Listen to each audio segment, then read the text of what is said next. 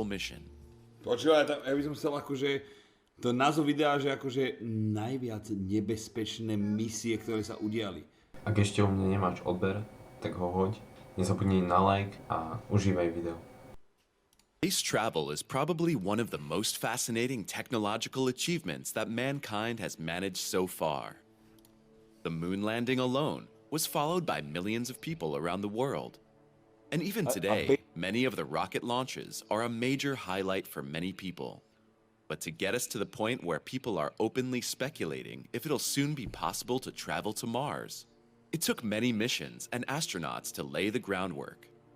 This included some highly dangerous missions that nearly ended fatally for the astronauts involved.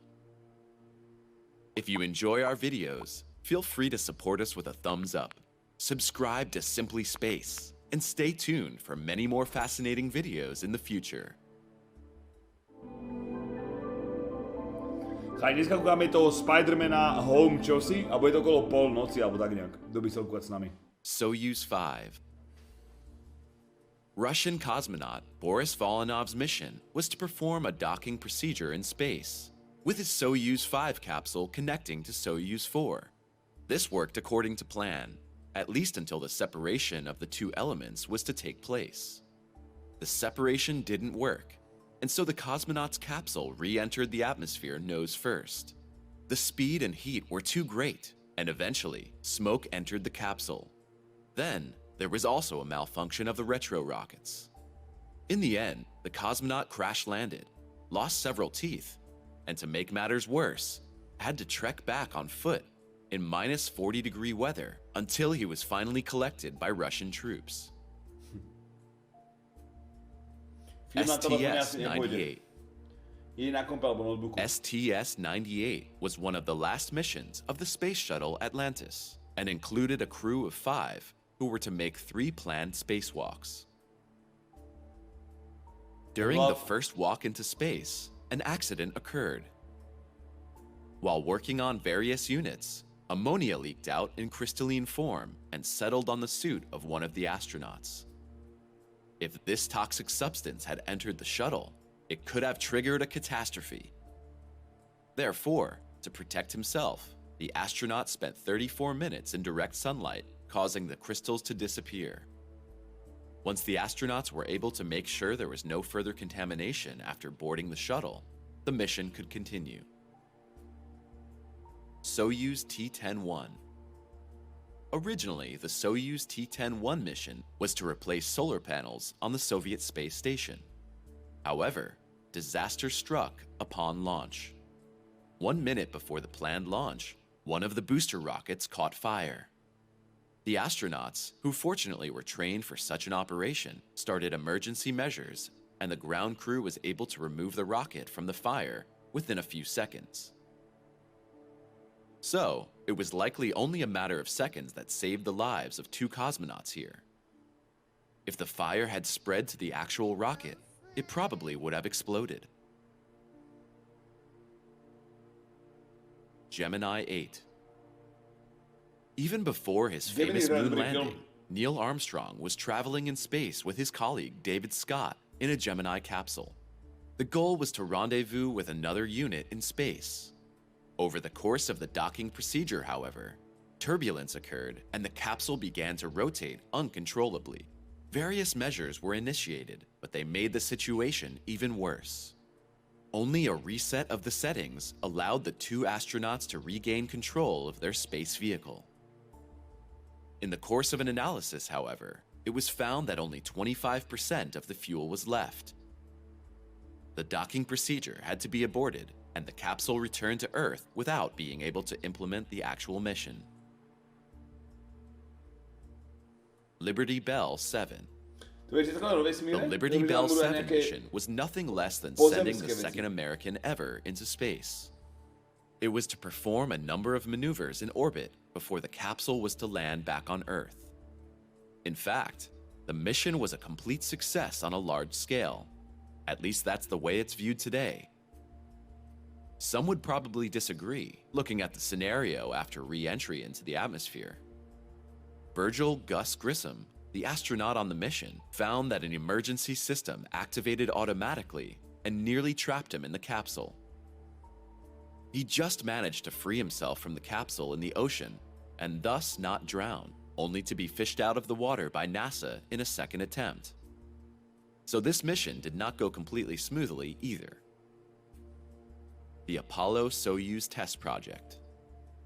The first joint project between the Soviet Union and the Americans in space was an important milestone in space exploration.